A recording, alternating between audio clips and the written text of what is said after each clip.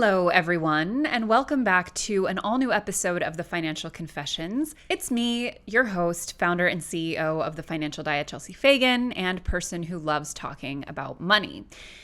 And when it comes to talking about money, and it's important, I think, to reiterate for those who don't know, although I'm sure if you're a frequent listener or viewer of TFD, you're probably aware to some extent, about 90+% of our audience is women. And there are a lot of reasons why I think that has been sort of an early enabler to TFD's success. When we entered into the world of personal finance, it was pretty much a world that exclusively catered to men. And not only are women often left out of the financial conversation, it's also something that tends to be a problem, especially long-term financial planning, regardless of things like education levels. A lot of you may be aware that women are increasingly more educated on average than men, but in heterosexual partnerships, it is still, even when that is the case, generally the case that men will manage things like long-term finances. They'll make the big decisions. They'll plan for retirement. They will also typically earn more.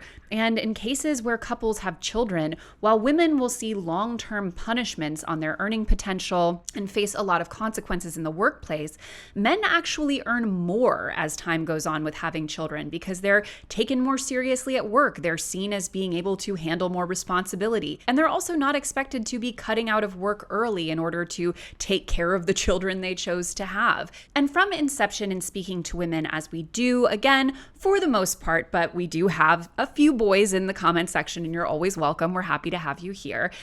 It's been very top of mind for us at TFD that women's financial freedom is inextricably tied up to reproductive freedom. If women can't choose when and how to become mothers, if people can't choose when and how to become parents generally, then they really have no freedom at all. Again, especially in a context which so heavily punishes them for becoming mothers. There are many ways in which we need to make our society in America better for parents, but there are also many ways in which we're actually taking massive steps backward. If you're not aware, I'm frankly jealous of you, but recently Roe versus Wade was overturned, ending federal protection for abortion in this country and leaving it up to states, many of whom had trigger laws to essentially immediately eliminate access to abortion for people who needed it as soon as that happened. We at TFD recently held a fundraiser on our YouTube channel and other platforms where we were able to, with our own contribution, raise $15,000 for abortion funds, which we will link in the description, which is an incredibly important organization, which helps people all over the country have access to abortion services without money being an inhibiting factor, which it often is. And of course, reproductive health is about a lot more than abortion, but that has to be a big part of the conversation, especially right now. We've been wanting for a while to speak with someone who works in this space, who understands this space, both from a medical and a political point of view. So we were lucky enough to get an OBGYN here with us today to answer, and we'll basically focus on entirely you guys' questions because you sent in so many. She's joining us here on Zoom from San Francisco, Dr. Ashley Jeanlus. Hello. Hi, thanks for having me. Thank you for using your platform to talk about this issue. It's very, very important to us here. Now, I have to say, I'm getting a little bit Doogie Howser energy because I feel like you're too young to be a doctor. Can you talk to us a little bit about kind of your story and how long you've been practicing and all of that stuff? Oh, it's so interesting that you say that. I actually work for a teen clinic, and like my first day there, they thought I was a patient, so I'll take it.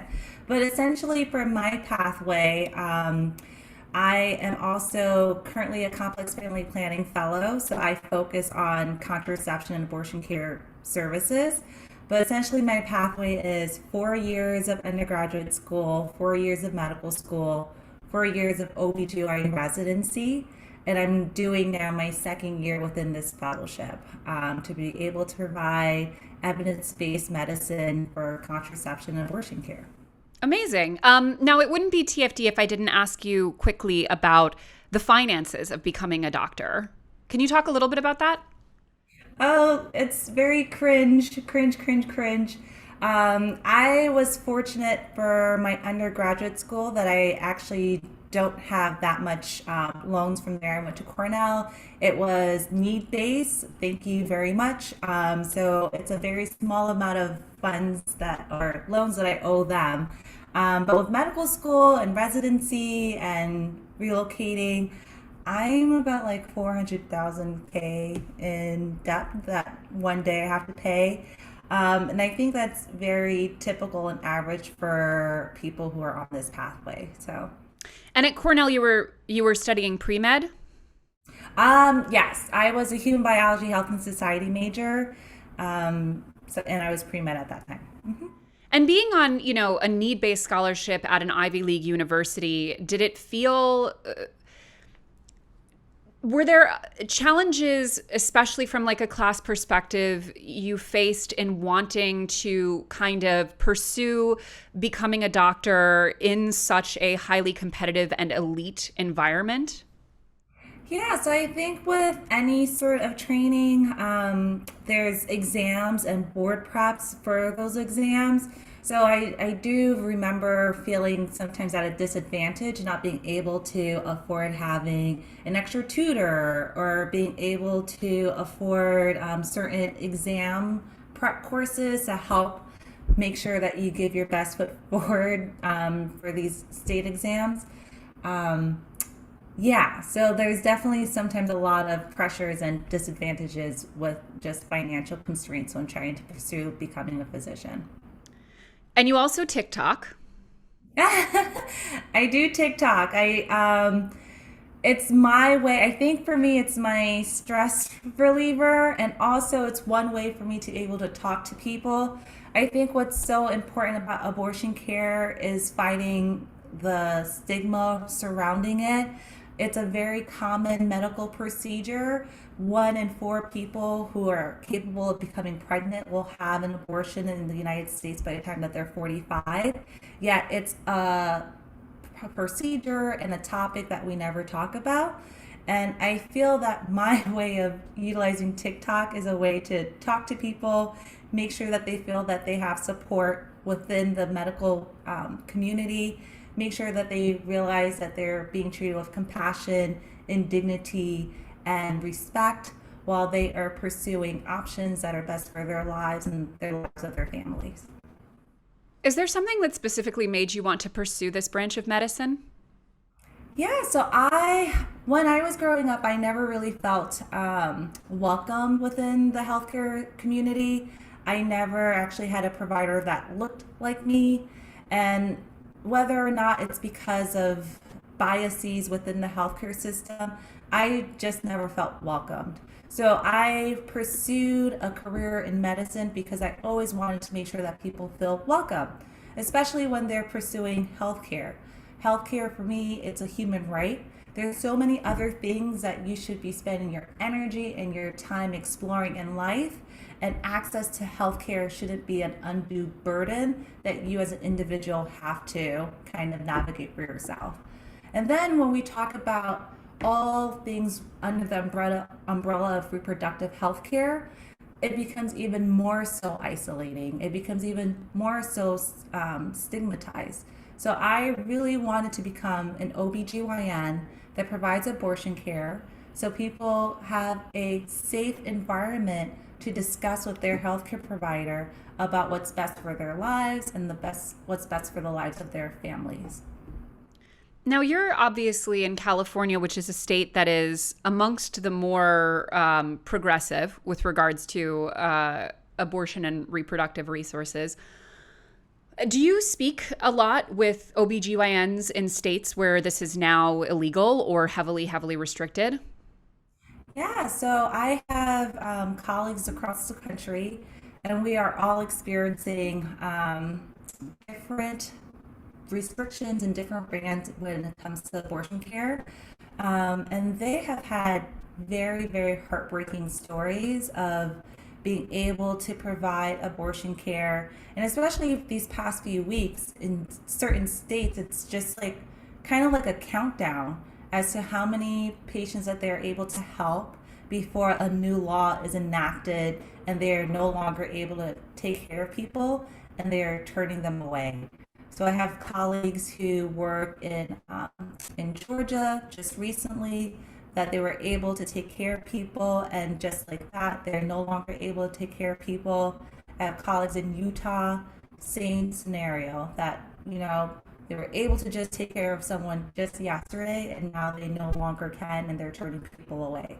So they're heartbreaking stories. And then you also always have to center back to the patients who are now traveling to other states to try to continue to get access to the abortion care that they're not able to receive in their own community. This is maybe a naive question, but if one is a doctor who specializes in providing abortion services in a state where it has now become illegal, do they just switch to doing other things, or what do they do in terms of their profession? Well, it depends. A lot of us are OBGYNs, so we still perform and provide care within the whole reproductive healthcare spectrum. A lot of abortion health clinics that no longer can provide abortion care, they're just still continuing to provide STD testing. They're still providing contraception care. So there's still lots of work that can be done by healthcare providers that still provide abortion care. A lot of people are asking, can you please talk about how it feels to be an OBGYN right now, the chilling effect, the hostility, etc.? I go through waves of emotions. At baseline, I'm very proud and I feel very privileged to be able to take care of people. I feel very privileged that people are able to have the opportunity to finally have control over their lives, and I play a role in that. But there's also times where I'm highly discouraged. We talked about in the beginning, like this pathway of finally becoming here. I had this huge idea of I get to work with a reproductive justice framework. So I get to be able to help people have the right to have children, have the right not to have children, or have the right to parent their children in safe environments. And on a daily basis, I see laws being passed to take away their rights. And then it continues to make people feel ashamed or stigmatized. So it does get very discouraging at times to see what society, or at least in the political realm, what's being induced and forced upon people. And then I also get really scared. I get so scared about our future because we are going to have people who are not going to be able to have access to abortion care. They're not going to be able to travel and raise the funds to be able to travel miles, have childcare, have their jobs wait for them to get the abortion care that they desire. So then they're going to have their pregnancy. And pregnancy and childbirth itself has a lot of consequences. We don't live in a country where pregnancy is actually a very safe options for patients at times. The mortality, morbidity of pregnancy outcomes is horrendous in our country. And we're not providing the support that people need to be able to continue these pregnancies. So I see a lot of horrendous consequences down the line. I also see people who are going to have horrific outcomes in their healthcare when they're being denied an abortion. I mean, we're already hearing stories now of people who have ectopic pregnancies who are essentially waiting until it's life-threatening to the very end before they get care. We have patients who might break their water before it's viable. And again, they're waiting until they're into septic shock and having infections until they finally get their abortion care. So I'm very concerned about the patients and the lives that they're going to have. And that gets depressing. And then I get concerned too, because now we're going to have healthcare providers who are not going to have the opportunity to get training for these past few years now that Roe is overturned, and they will be our physicians and providers in the future not having the care if, one day this is finally fixed. So I get really scared too about just like what people are going to experience now, and then what kind of future we're going to have to take care of people. So on that note, a lot of the people writing in asked some form of, I'm in a state that has good laws around this stuff. What can I do to help people who aren't? Oh my gosh, I love this question. So, very simple things that people could do is say the word abortion. I know it sounds like such a simple task to ask of people, but it helps to chip away the stigma associated with abortion care. There's research and studies out there that people who are opposed to abortion, they use the word abortion more than people who are pro-choice. So we really need to take back and own the word abortion because it's a part of healthcare. It's common, it's safe, it's normal. So we need to utilize that word more often. And then another thing to really help people is to help support abortion funds.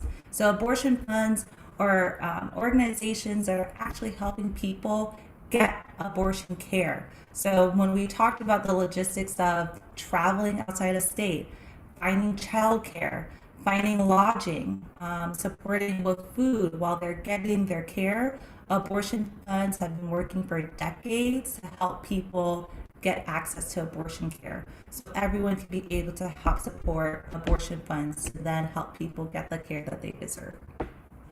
Well said. I really like that. Menopause. Why does nobody talk about it?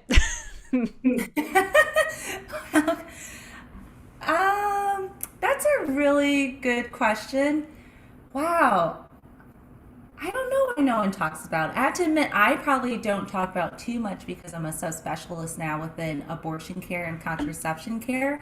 And that usually within that age wouldn't be the same individuals who are in menopause. So I don't, maybe that's it. Majority of people, we still think about the reproductive age, and sadly that's before the menopausal age. So maybe that's one reason a lot of folks don't talk about menopause.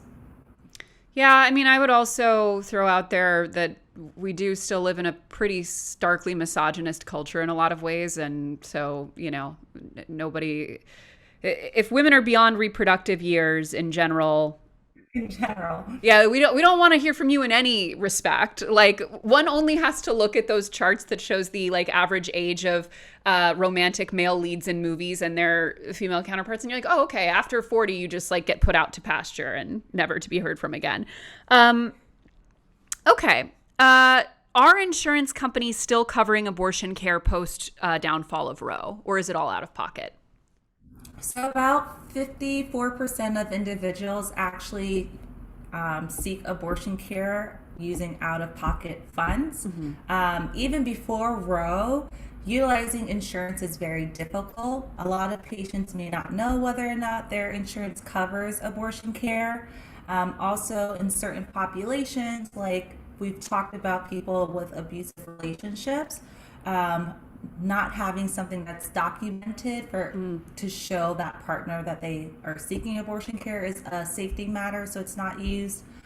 Similarly, patients who are very young, if they're not interacting with parents or again with confidentiality, they are not utilizing their insurance to make sure that that is, not being shown to their parents. Also, in terms of insurance, it's sometimes just a lot of paperwork to be able to be finally used to make sure that it's capable for patients to be able to access it. Also, in terms of people who don't have insurance, there isn't support from the federal government to help cover the cost of abortion care. And it really depends on which state that you live in, whether or not they provide access or some assistance to abortion care. And that's just with the procedure itself. When you think about other costs associated with abortion care, it really can get out of control. For people who are traveling, so that in itself is a cost with the logistics. Cost of lodging is a concern. Now that you're traveling, you're not working, so there's loss of wages. A major portion of patients who are having abortions are also parents, so now seeking childcare. So it really just adds up with the cost of abortion care. That is such a, I think, stat worth repeating, that most people getting abortions are already parents. And I think There's just such a really cynical tendency in media to portray those as two completely different groups. And I feel like that's so, I'm sure it's intentional at some level to portray them as not being part of the same community, but it's so infuriating. Yeah, I mean, as an OBGYN, the patients who are having abortions are the same patients who are having children, just at different stages of their lives. It's a spectrum. This person has said, and we got quite a lot of this question in some form. I'm a career-oriented woman who is very interested in freezing my eggs. I'm 31 and worried that I'm not going to be able to have a kid. Should I see a fertility specialist? And is there financial help for this procedure? It depends on a few things. Certain states are trying to provide some assistance with freezing your eggs. Also, some employers can actually help sustain the cost or offset some of the costs of freezing your eggs.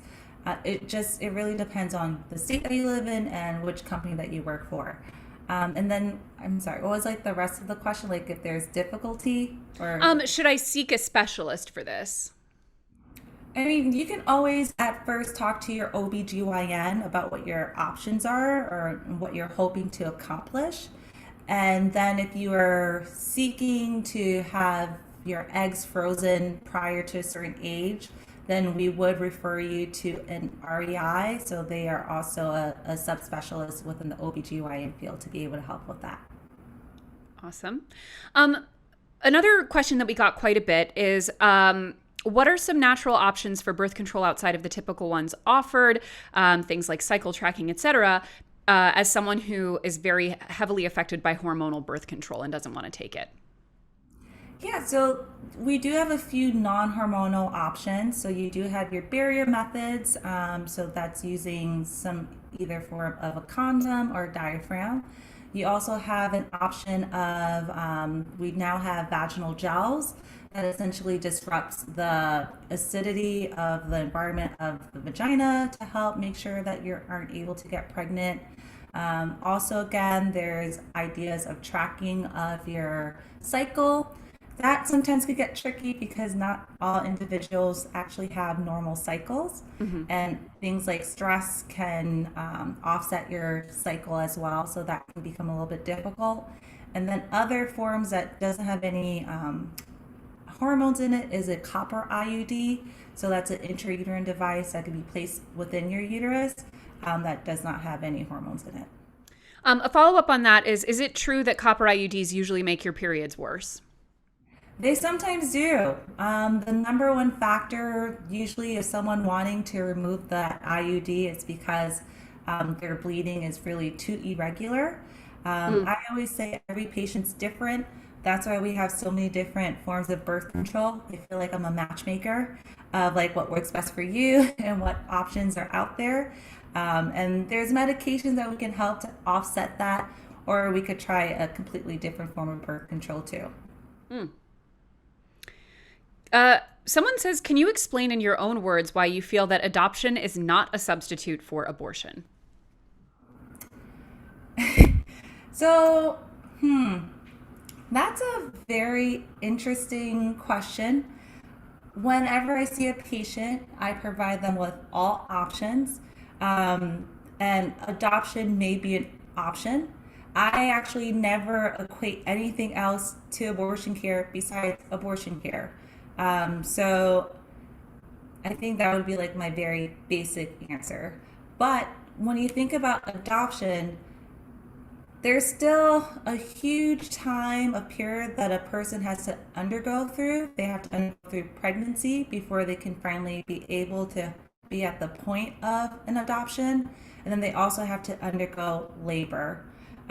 Most abortions are performed before the first trimester, so that's around 13 weeks, versus 9 months of pregnancy. That takes a huge toll on someone's body, on their mental status, on, let's say, their educational achievements that they begin doing, or their jobs. So it's not the same at all, in a variety of different ways.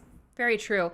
Also, we did last season we did an interview with an adoptee who also has adopted her own children as well as having some biological children, who speaks out specifically on how traumatic the adoption process often is for all parties, which I do think is like such a, I mean, there's nothing more sinister than those people who stand outside in those protests and clinics with like, we'll adopt your baby.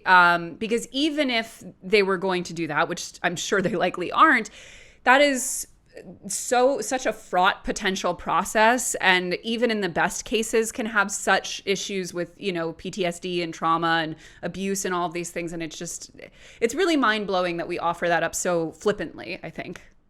Yeah, I don't know how that's an easy solution. But then I also don't think that the solution for fixing abortion bans is also focused on birth control.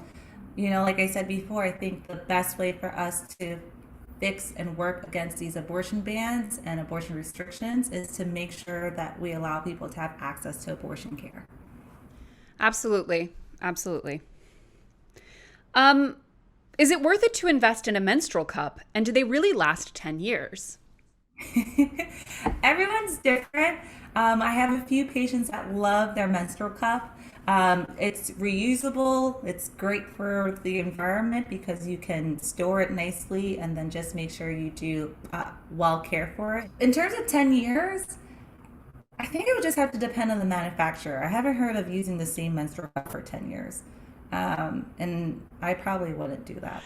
No, yeah. I feel like I'm not like, I mean, I'm sure it's probably possible, but I feel like if it's going inside your body, I would probably want to replace it a little bit more frequently than that. I've never heard of anyone wanting to use the same menstrual cup for 10 years, but I should clarify that we have an extremely frugal audience in a lot of cases. So they're always looking to pinch a penny.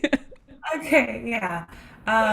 Yeah, I would just be concerned. And then the only thing with menstrual cups to be aware of, it's nothing that's in the literature not to be used. But if you do have an IUD, just being very careful with your menstrual cup and when you're releasing the suctioning, not to like grab the IUD and also pull it out. I've had a few patients that need to have their IUD replaced because unfortunately they self-removed it. So there's just like one little caveat, like be aware of if you are using your menstrual cup and you have an IUD as well. I have a nightmare anecdote that I must share in that respect to emphasize how important it is to be careful. I have a girlfriend who by accident did essentially, I guess, like the plunger effect on herself with the cup and didn't realize that her IUD had come out because it was in the toilet, and so just flushed it away, just not aware whatsoever, and only like by chance happened to find out at the gynecologist. She was like, "Oh, you don't have an IUD anymore." Like, nightmare situation, but it can happen. It definitely can happen, and I've seen it happen. Just like be aware of it. I'm not saying you can't use a cup with an IUD, just saying be very careful and be aware that each time you release the suctioning, you might suck that IUD out as well. It's no joke. Okay. What are things I should prepare for in terms of side effects, etc., in going off of hormonal birth control, which I've been on for over 10 years? Side effects that you can be concerned about is things like breast tenderness sometimes can be noticed. Nausea can also be noticed. But usually I don't think it's that bad. I haven't heard a lot of people once they get off of birth control that it's that bad. It kind of depends as to like why you were on birth control. Some people started taking birth control because they had heavy bleeding and bad cramps. Once you remove that hormone that was stopping that effect, it will probably return, and sometimes it will look worse than before you started it. So it's usually like, what were you at baseline before you started the birth control? And if you were having symptoms beforehand, it might be similar or a little bit worse in the beginning. Any tips on asking for sterilization as a 33-year-old single woman with no children and no interest in them? It's so interesting. I know that a lot of people are seeking to advocate for themselves about seeking a birth control, a BTL or bilateral self-injectomy or a tubal ligation. honestly, if you're having difficulties with a provider, just leave them. You really shouldn't have to like advocate and have a case for yourself as to why you are seeking to have sterilization, whether or not you're 33 or with no kids, or 20 with lots of kids. Look, honestly, that shouldn't be the case. There's lots of websites online that will provide you with links of providers who will be able to take care of you and provide you with that tubal ligation and not ask you so many questions and basically judge you or be the ownership or the gateway between you and what you think is best for your own life. And we'll include links to all of that down in the description. Do I really need to go to an OBGYN before I'm pregnant, or is my PCP enough? So I'm so biased. I'm OBGYN, but I think I'm like a cool OBGYN because I love the idea of working with primary care doctors, working with nurse practitioners, and also midwives. I think especially if if you have a normal, healthy life, seeing a PCP or a nurse practitioner or a midwife for your care is completely fine and completely normal.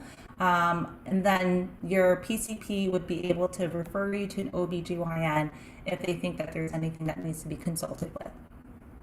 Is hormone testing necessary, or is it a scam? Well, it depends as to what you're testing it for. So in general, anything in medicine, it's like, what are your results that you're expecting to receive from the test? So I think that would be like my generic answer. So in the case of like a hormone testing that's worth it, you're saying like if it's a person who's experiencing some sort of like negative effects of, they're dealing with something and the typical answers are not coming. So next step is testing if maybe a hormone is really out of balance. Yeah, so like I would pursue hormonal testing in cases of infertility. So I've done my own basic assessment of history and exam, and we're still trying to figure out what's going on with the patient, what's causing the infertility. So then hormones would be able to perhaps guide us as to what is going on with the patient. So it's always like, what are you trying to get out of the test that you're performing? Now, I know you're not a urologist, so also feel free to pass on this, but are vasectomies actually reversible is a question? Oh, they are. They definitely are. Okay. See? Okay, well, you're able to answer that. There's some OBGYNs and family medicine doctors who actually perform them. Okay. I'm a married woman not planning on having children. How often do I really need to be getting a pap smear? So typically, depending on the pap test or pap smear test that you had before, and if they were all normal, you can actually have a pap smear between every 3 to every 5 years, depending on what sort of test your OBGYN performed for you. At what age do I realistically need to start getting mammograms? There's 2 different guidelines, essentially that would tell you when to have mammograms. And actually, I have to look this up because I always forget if ACOG says 45 years or, sorry, you're like testing my... I'm sorry, that's the audience. Okay, so ACOG is 40 years, but then there's the USPSTF, and they recommend 50 years. So if you see an OBGYN, they would recommend 40 years, but then perhaps maybe if you saw a family medicine doctor, they would recommend starting at the age of 50. Are C-sections more expensive than natural birth? Or I guess vaginal birth? So in terms of insurance reimbursements, yes, the C-sections are reimbursed at a higher cost compared to a vaginal delivery.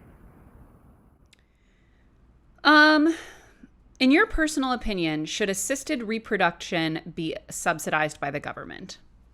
It definitely should. I think every part of your reproductive healthcare system should be subsidized by the government. So that's from your contraception care, your prenatal care, your abortion care, any sort of assistance for having a pregnancy should be covered because it's all healthcare. Can you talk a little bit about how I should budget for giving birth? Wow, these are great questions.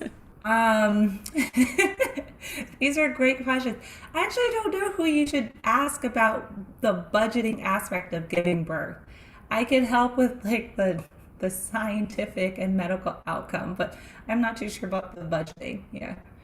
Well, I mean, one thing that I can say from the budgeting perspective is that there is, for basically every state, information available online about average out-of-pocket costs for a lot of these things. So there are ways to kind of research that. There also, you can speak with your insurance company about what is covered, what your deductible is, all of that kind of stuff.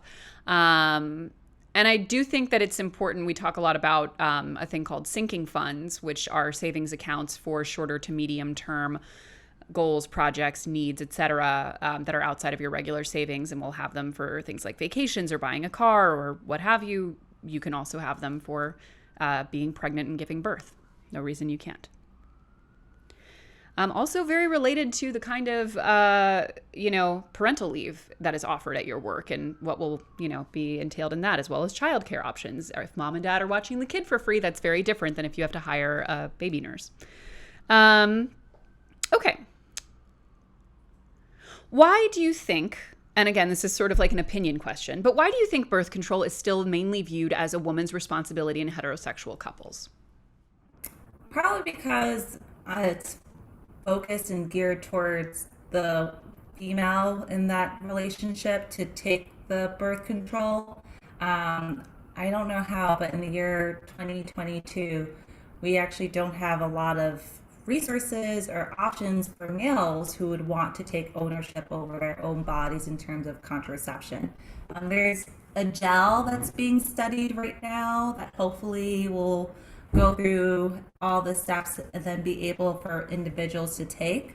But I think that's probably the reason why. It's just something that they don't have the option yet so far to be able to say, oh yeah, I'm on birth control. Yeah. Well, that was a follow-up question from a lot of people is where are we with male birth control? What's going on? Yeah, I'm aware of one study right now that's going on that's utilizing like a gel that they put on and we'll see if that actually goes down throughout the pipeline. Interesting. I wonder how much it will be used if it comes out. It's hard to say. I'm optimistic. I think we don't give our male counterparts like credit, but I think if it's available and it's there, people will use it. I'm hopeful. I'm optimistic at baseline. I should be more optimistic. Would you have any suggestions? Would you have any suggestions for a woman who is complaining of nausea and vomiting during every period that aren't birth control? So, these questions are great. I feel like it would be great if they're right in front of me because there's lots of follow-ups. It's like, is it associated with anything specifically within their lives? Is it associated with any eating habits? Is it associated with any like exposure to anything new? Usually when I hear pain, nausea, bloating, that's associated with periods, I think to my mind endometritis or endometriosis, which we do usually treat with some sort of hormonal birth control. But there's also lifestyle modifications. There's things like exercising. There's things about certain diets to help improve those symptoms. So I would recommend those if medication is an option for them.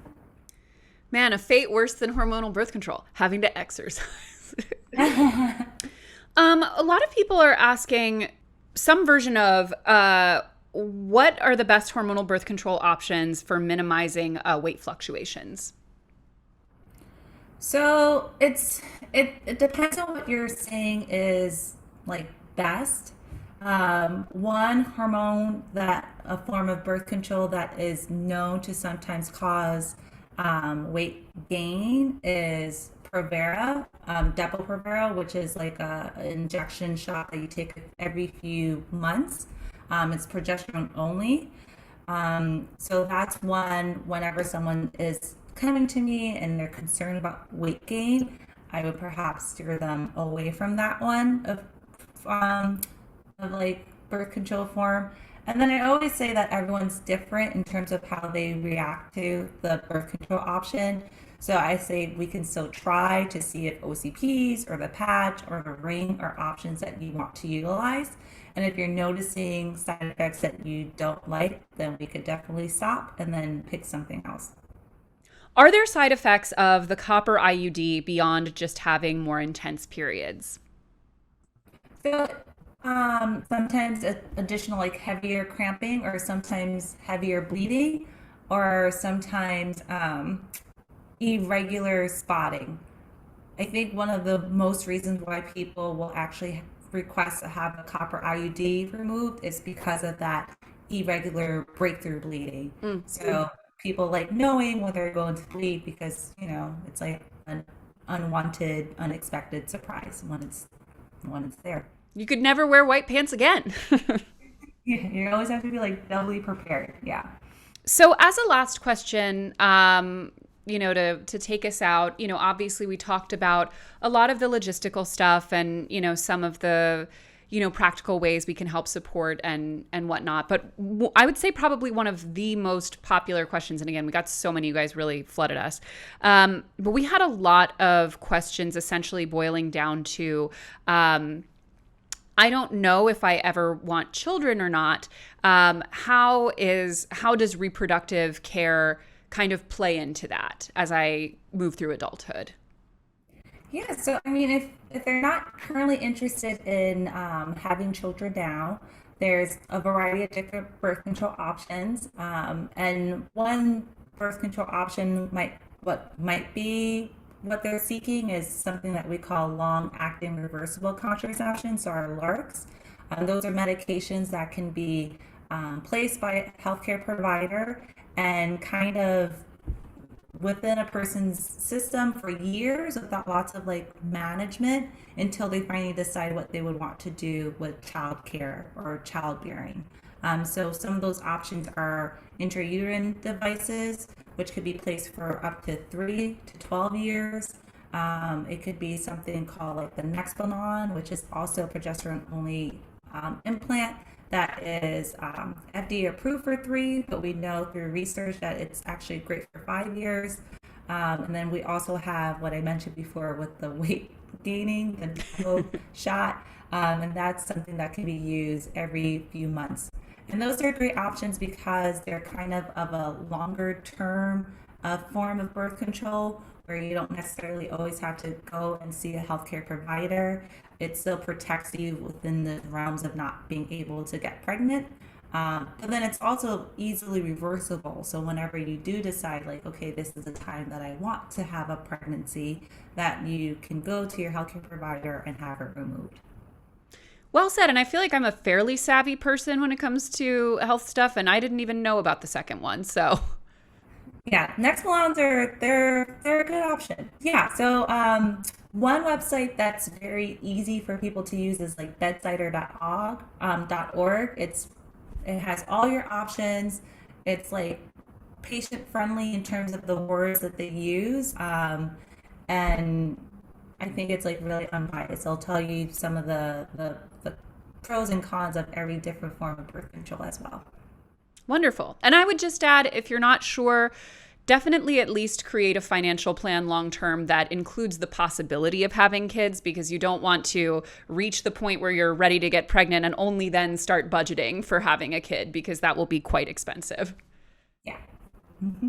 Well, thank you so much, Ashley, for coming on the show. It's been such a pleasure. And aside from obviously seeing you in practice, where can people go to find out a bit more about you and what you do?